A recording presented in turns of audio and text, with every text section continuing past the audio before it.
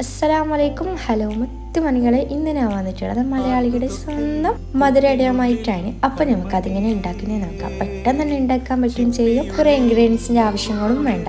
അപ്പോൾ ആദ്യം നമ്മൾ വെള്ളം എടുത്തിട്ട് 2 അണി വെള്ളം കുറച്ച് വെള്ളം പറഞ്ഞിട്ട് ഉരുകിക്കാൻ വെക്കുക. അത് നന്നായിട്ട് ഉരുകി വന്നിട്ടാകുമ്പോൾ അതിലത്തേക്ക് എന്താ ആ ഒരു പാനിലേക്ക് അതൊന്ന് അരിച്ചിടുക. കാരണം അതിൽ കച്ചറായിട്ടുണ്ടെങ്കിലോ അപ്പോൾ അതൊന്ന് അരിച്ചെടുക്കുക. എന്നിട്ട് ആ ഒരു പാനിൽ തന്നെ നമ്മൾ തേങ്ങയും കൂടി ഇട്ട് കൊടുക്കുക. ഞാൻ ഒരു മുറി തേങ്ങ കേട്ടോ ഇതിലേക്ക് ഇട്ട് കൊടുക്കുന്നത്. പിന്നെ ഏലക്ക ഇട്ട് കൊടുക്കണേ, അത് മസ്റ്റാണ്. ഇതിന് നമ്മളിപ്പോൾ വൈകുന്നേരം ചായൻ്റെ കടിക്കാണ് കേട്ടോ. എല്ലാവർക്കും ചായ വെറുതെ കുടിക്കുന്നതിനെക്കാട്ടി നല്ല ഇതുപോലെ എന്തെങ്കിലും ഉണ്ടാക്കിയിട്ട് കഴിക്കുമ്പോഴാണല്ലോ നമ്മൾ തടിക്കും. അത് നല്ലതാണല്ലോ, കാരണം ഇത് ആവിക്ക് വെച്ച് ഉണ്ടാക്കുന്നതുകൊണ്ട് പ്രത്യേകിച്ച്.